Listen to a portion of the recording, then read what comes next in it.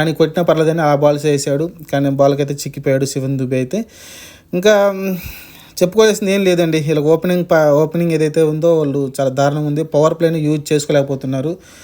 ఎందుకంటే లాస్ట్లో 4 ఓవర్లో 70 పరుగులు రాకుండా ఉంటే ఇంకా దారుణమైన ఓటమి అనేది చూసిండేవాళ్ళు. ఎందుకంటే లాస్ట్లో ఏదైతే మొయిన్ అలీ అలానే ధోని వాళ్ళిద్దరూ కొంచెం స్ట్రైక్ రేట్ మంచి స్ట్రైక్ రేట్ తాగడంతో అయితే ఆ పరుగులు అయితే రావడం చూసాం మనమైతే. ఇంకా ధోని 311 పరుగుల స్ట్రైక్ రేట్ అంటే మంచిగా ఆడాడు. లాస్ట్ మ్యాచ్ కూడా 500 స్ట్రైక్ రేట్ తాగడం చూసాం.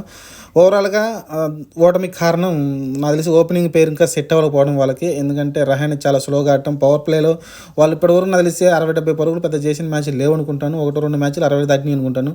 మిగతా అన్ని మ్యాచ్లు కూడా 40,000, 30, 40,000, 50,000 ఈ లోపే ఉంటుంది.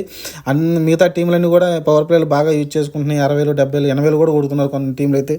కాబట్టి పవర్ ప్లేని యూటిలైజ్ చేసుకోవాలి. రహానేని నాకు తెలిసి